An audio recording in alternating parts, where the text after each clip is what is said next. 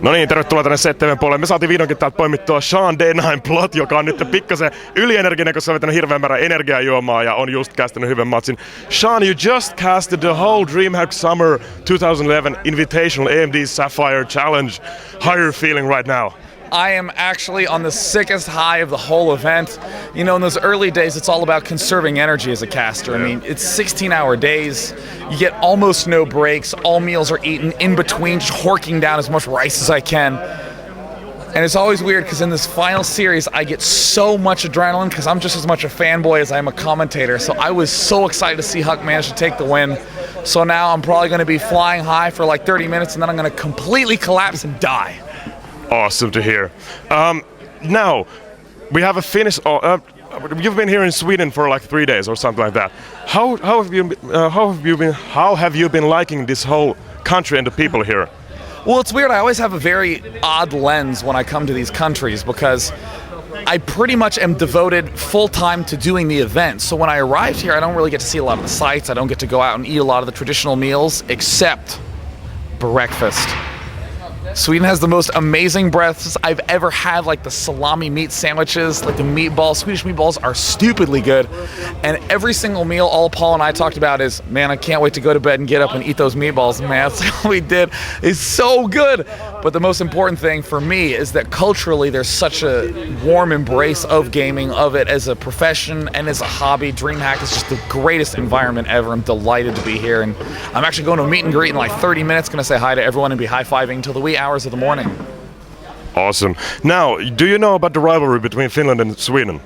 I guess they hate each other. Yes. Now, would you like to rephrase that your last statement about how fun-loving people they are to the Finnish crowds?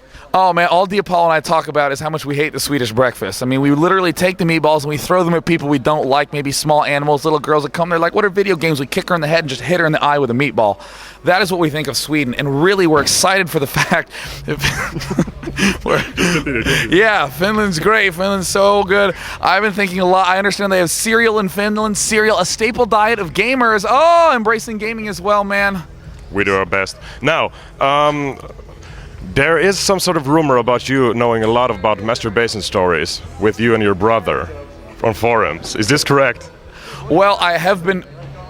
Oh, sorry, I thought that was Apollo talking to me.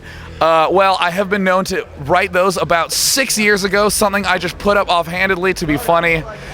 And I never thought that would end up cropping back up, but indeed it will get regularly upvoted on Reddit again and again. And again, I'm just going to have that warm embrace of the fact that it will never ever go away. Okay, now for a little bit of serious question. Now, your nickname comes from your love to the Clan 9. Is that correct? Kind of. It's Team 9. Well, I mean, I know. Are you going to be asking about 9 Everlast? Is that the segue that's coming up? Well, I was actually wanted to ask you about, have you been keeping in contact with these guys now that you're a superstar in esports? Do they know about you and do they know about this nickname affiliation? Well, interestingly, I mean, the way it really ended up developing is that I wanted a cool one-word name, you know, like Reach, Boxer, Yellow, and I was like, Dave, which kind of sucked. But it was obviously taken because in StarCraft 1 they didn't have the fancy character identifier system as an SC2. So I just put the 9 there because it's always been my favorite number. There were the brackets, and I always thought it was kind of cool that Team 9 was this clan that had been dead for a while. And I just went with it. And I actually had a conversation with 9 Everlast recently, who I know has been getting increasingly involved in the esports scene. So yeah, I mean, really, it's just a name, I guess. You know, I think everyone always has that kind of funny story where they're like, yeah, in 7th grade, I just started it, and I went with it, and that is why I am Moonbeam 4827. Sounds like it should be. Now, is there anything you would like to say to the Finnish audience? And actually, would you like to do some shouts to other people you know, like to your mom? Because moms are important. It was actually my mom's birthday yesterday. I wished her happy birthday on stream. People hooted and hollered and cheered and upvoted it on Twitter. So I'm very, very, very excited that she is now turning, I think 27 is the age she always wants to have declared as her birthday each year. We always put 27 candles in the cake. Congratulations, Mom, for stopping aging. And of course, moms kick ass, because my mom in particular, the biggest supporter of my esports career. It's awesome to hear that the family really, really cares about. Well, we will be leaving you here and just scooting out and leave you here alone with all the other people who want to do interviews with you. But thank you a lot for this interview. It means really much to us.